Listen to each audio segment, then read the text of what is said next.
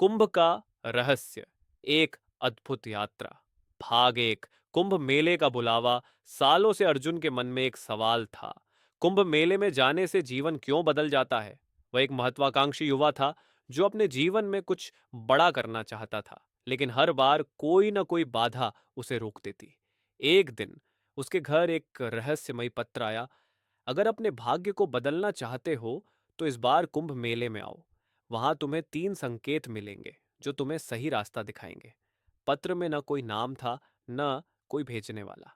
अर्जुन को यह किसी मजाक से कम नहीं लगा, लेकिन उसका मन बार बार उसे कुंभ जाने के लिए प्रेरित कर रहा था।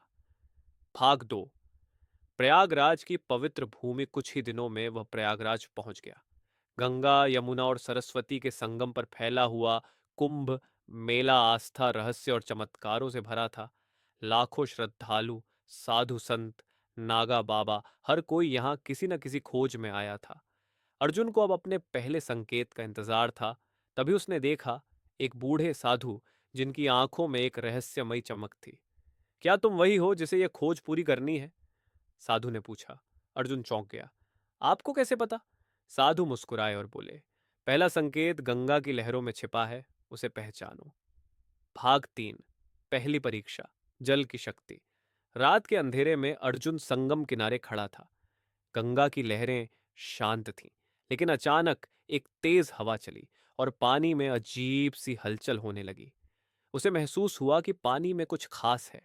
उसने हाथ डालकर पानी उठाया और तभी उसे एक अजीब सी अनुभूति हुई, जैसे कोई उससे कह रहा हो, जैसे गंगा कभी नहीं रुकती, वैसे ही तुम्हें भी अपने लक्ष्य से नहीं डिगना चाहिए। उसके मन का संदेह दूर हो गया। पहला संकेत उसे मिल चुका था। धैर्य और निरंतरता सफलता की कुंजी है। भाग 4। दूसरी परीक्षा, आग की चुनौती। अगले दिन अर्जुन साधु के पास पहुंचा। साधु बोले, अब तुम्हें अग्नि की परीक्षा देनी होगी। रात होते ही अर्जुन को एक बड़े यज्ञ कुंड के पास ले जाया गया। वहां एक विशाल अग्नि जल रही थी। साधु बोले, अगर तुम इस आग को अपनी हथेली पर महसूस कर पाओगे तो तुम्हें अगला संकेत मिलेगा। अर्जुन घबरा गया। आग छूना, यह तो असंभव था। लेकिन फिर उसे एहसास हुआ कि यह आग सिर्फ बाहरी नहीं थी, उसके अंदर भी एक ज्वाला थी जो उसे आगे बढ़ने से रोक रही थी। डर, असफलता का भय। उसने हिम्मत जुटाई, आंखें बंद की और अपनी हथेली को धीरे धीरे आग के करीब किया। आश्चर्य, उसे जलन महसूस नहीं हुई। साधु हंसे। आग जलाती है, लेकिन अगर आत्मा दृढ़ हो तो वह शक्ति भी देती है।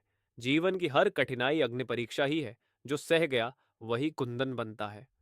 दूसरा संकेत मिल गया। डर को हराकर ही आगे बढ़ा जा सकता है। भाग 5।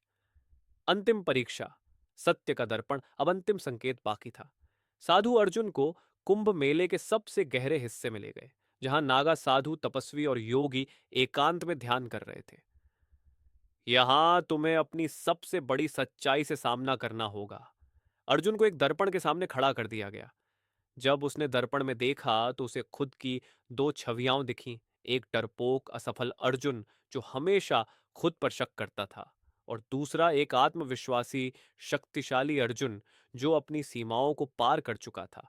तभी उसे एहसास हुआ, मेरा सबसे बड़ा दुश्मन कोई और नहीं बल्कि मैं खुद हूं। अगर मैंने खुद पर विश्वास किया तो कोई भी मुझे नहीं रोक सकता। दर्पण गायब हो गया। भाग 6। जीवन का नया मार्ग। साधु ने अर्जुन से कहा, अब तुम तैयार हो। तीनों संकेत तुम्हें मिल चुके हैं। निरंतरता, निडरता और आत्मविश्वास, यही जीवन के 3 मूल मंत्र हैं। अर्जुन का मन अब पूर्णतः स्पष्ट था। वह एक नए जोश के साथ कुंभ से लौटा। कुछ सालों बाद वह एक सफल उद्यमी बना जिसने हजारों युवाओं को प्रेरित किया। और जब उससे पूछा गया कि उसकी सफलता का रहस्य क्या है, तो वह मुस्कुराकर कहता, मेरा भाग्य कुंभ में बदला था जब मैंने खुद को पहचान लिया था। सीख, जीवन में हर व्यक्ति को कुंभ की तरह एक यात्रा करनी होती है, जहां उसे खुद को खोजने का मौका मिलता है। अगर हम अपने डर को हरा दें, धैर्य रखें और खुद पर विश्वास करें तो कोई भी सफलता दूर नहीं।